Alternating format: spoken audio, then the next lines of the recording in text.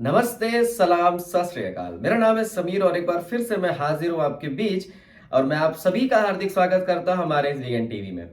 आप सभी लोगों को याद होगा पिछले वीडियो में मैंने आप लोगों को एक्सक्रीटरी सिस्टम के बारे में बताया था, बट आज मैं आप लोगों को रेस्पिरेशन सिस्टम के बारे में बताने वाला हूं कि रेस्पिरेशन सिस्टम किस तरीके से काम करता है, ये श्वसन तंत्र किस तरीके से काम करता है। आज उसके बारे में आपको कंप्लीट इंफॉर्मेशन देने वाला हूं। तो मुझे उम्मीद है कि आप वीडियो को अब तक लाइक कर चुके होंगे और वीडियो को अंत तक जरूर देखिएगा। चैनल पे नए हैं तो सब्सक्राइब करिएगा और चलिए बिना टाइम वेस्ट किए इस वीडियो को करते हैं स्टार्ट।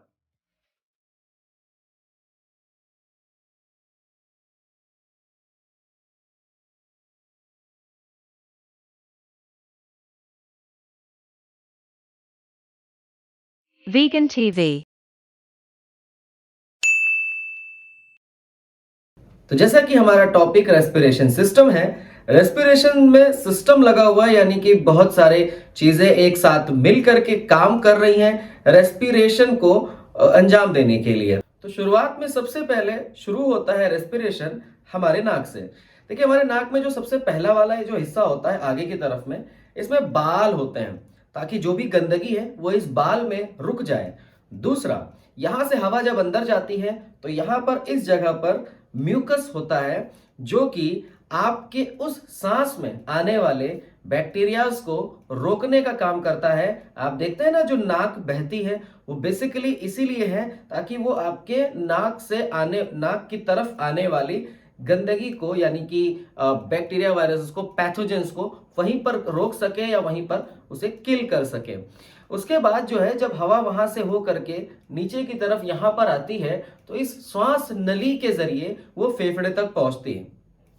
आपने देखा होगा कि जब आप खाना खाते हैं तो खाना भी यहीं से जाता है, आप सांस लेते हैं तो भी सांस भी वहीं से जाती है। तो कई बार मन में ऐसा क्वेश्चन आता है कि ऐसा होता कैसे है कि खाना उधर चला गया और सांस इधर चला गया, ये दोनों अलग अलग कैसे हो जाते हैं, कैसे डिवाइड हो जाते हैं। तो जो चीज इनको आपस में विभाजित करती है, अलग अलग करती है, डिवाइड करती है, उसको कहते हैं एपिग्लोटिस।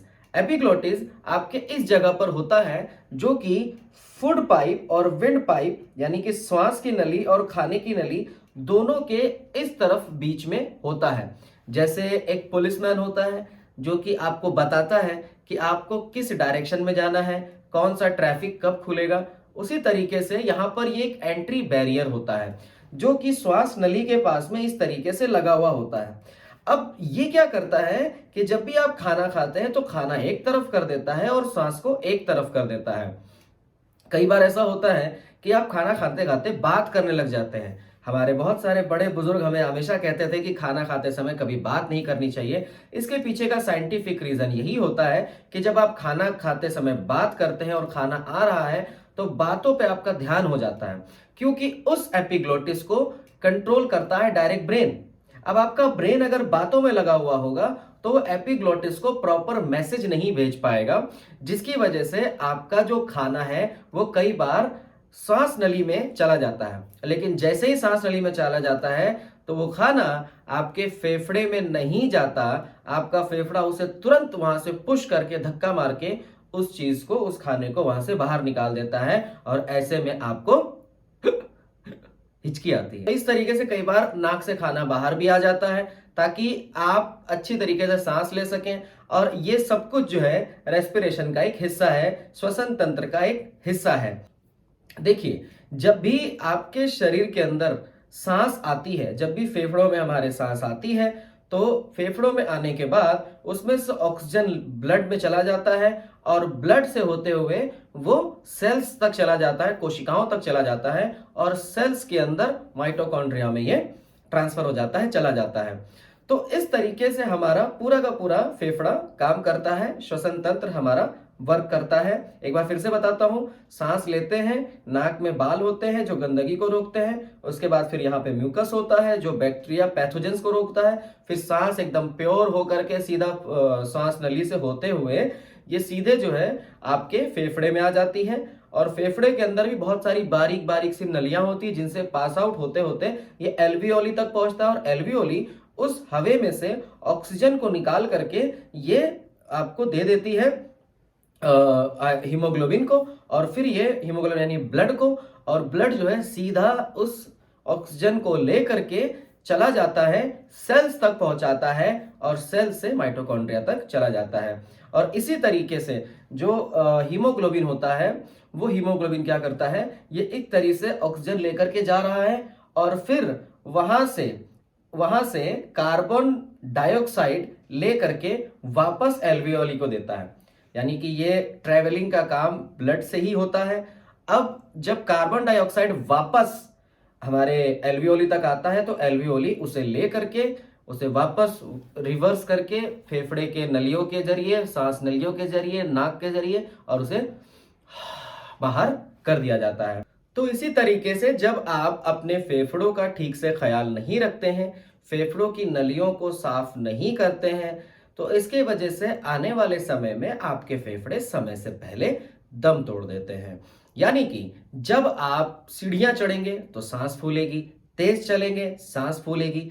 कई बार तो आपको फेफड़ों की नलियों में कुछ ऐसी एलर्जीज हो जाती है जो शुरुआत से ही बनी रहती है और काफी लंबे समय तक रहती है, और ऐसे में आपकी सांस बहुत ज्यादा फूलने लग जाती है, जिसको दमे की प्रॉब्लम भी कहते हैं।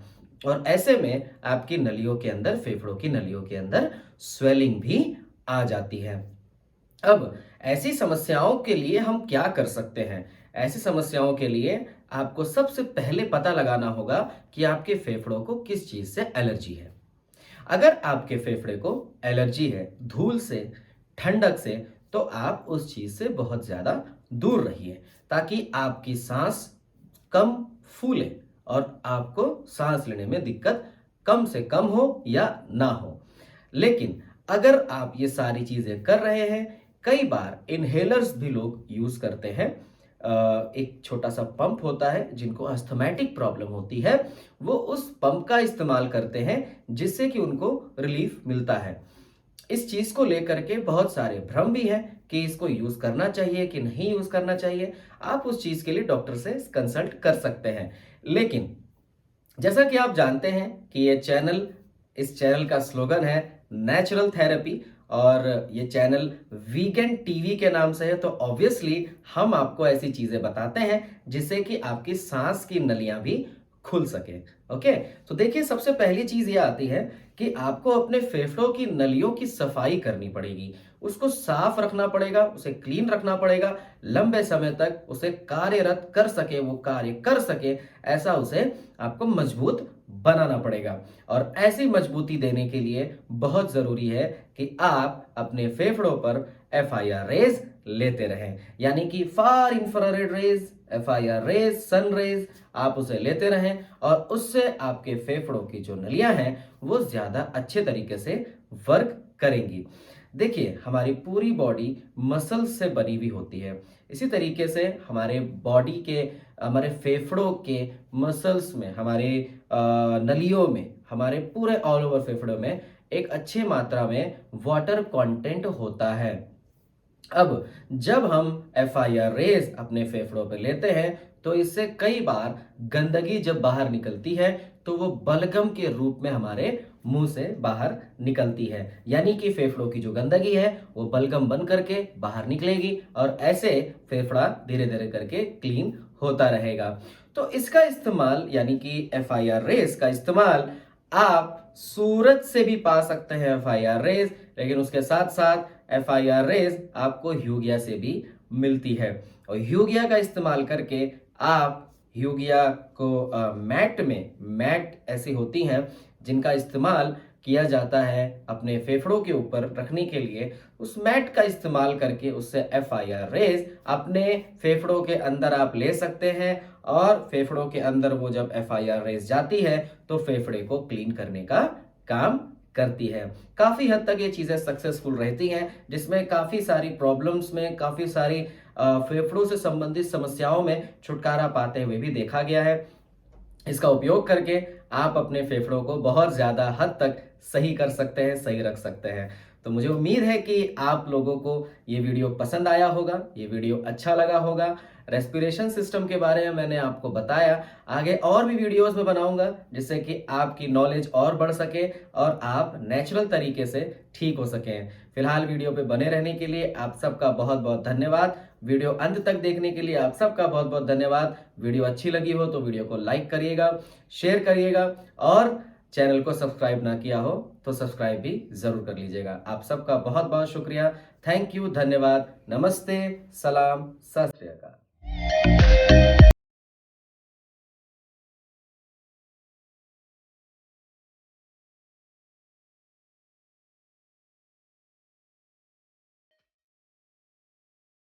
Vegan TV